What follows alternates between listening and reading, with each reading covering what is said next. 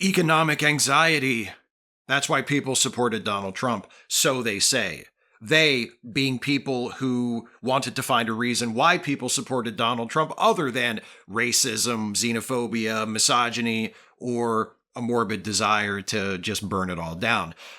I don't personally believe that most Trump supporters who say that's why they voted for him really voted for him because of economic anxiety. But if that's true, and they did, and they're planning on voting for him again this time, I've got some bad news. Trump sucks on the economy. I've gotten comments on videos of mine from self-identified Trump supporters that say this very thing, that say they're motivated by economic anxiety. They say, we don't care about social issues. We don't care about Trump's behavior or his rhetoric. All we care about is the cost of things. We just want food to cost less and to have more money. That's it. Well, if that's the case, if that is truly, honestly, what you are most concerned about and what is primarily motivating your choice of who to vote for in this election, you should vote for Kamala Harris. And it's not just me saying that.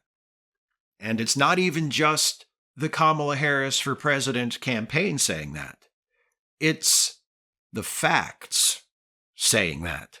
This is from PolitiFact, an article dated October 17th, 2024 by Louis Jacobson. Headline, Donald Trump says Kamala Harris's plan would hike taxes on the typical American family. It doesn't. During a rally October 15th in Atlanta, former President Donald Trump said his 2024 opponent, Vice President Kamala Harris, would raise taxes on ordinary Americans. Harris's plan will raise taxes on the typical American family by an estimated $3,000, Trump said. He's wrong. Producing a tax hit of close to $3,000 for the typical family would require eliminating the entire tax law Trump signed in 2017, something Harris has repeatedly said she wouldn't do. Instead, Harris has said she would only seek to end the law's provisions that affect households with incomes over $400,000. And here's a little bit more about Kamala Harris's proposed tax plan. Under Harris's plan, the top marginal tax rate for the highest income brackets would rise to 39.6% for incomes above $400,000 for single filers and $450,000 for joint filers. Harris would also enact a minimum tax for billionaires and increase the tax rate on long-term capital gains to 28% for taxpayers earning at least $1 million a year.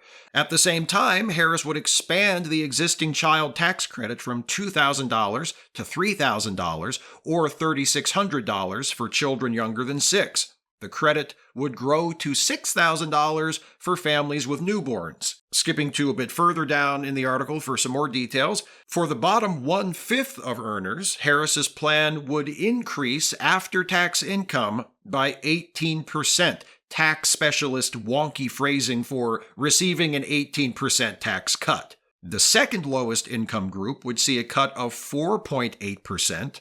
The middle, a cut of 2.7%, and the second highest group, a cut of 2.1%. The top 5% of earners would see after-tax incomes decline, meaning they'd see a tax hike.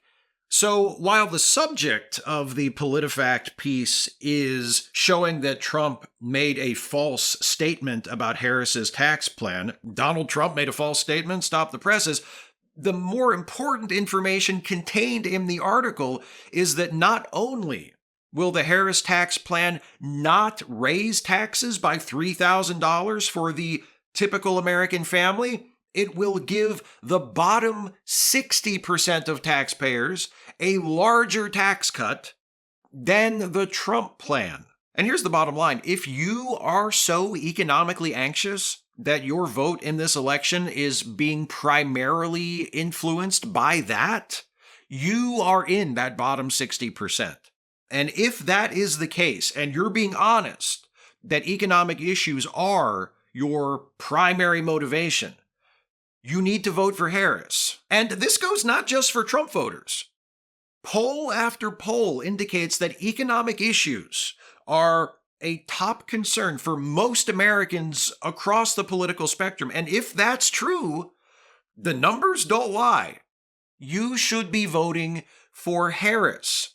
Unless you are one of the very wealthy, Kamala Harris's tax plan will put more money in your pocket and make it easier for you to put food on your table and keep the lights on than Trump's plan will. And before anyone slams PolitiFact as being biased toward the Democrats, which is how Trump and his supporters respond to seemingly every fact check, regardless of where it originates from, fake news, liberal bias, the first source cited in this PolitiFact article is an analysis of both the Harris and Trump proposed tax plans that was conducted by the Penn-Wharton business model, which is a project of the University of Pennsylvania. You might happen to know that Donald Trump attended the Wharton School at the University of Pennsylvania. That's just one source, though. The PolitiFact article also cites two more analyses of the Harris and Trump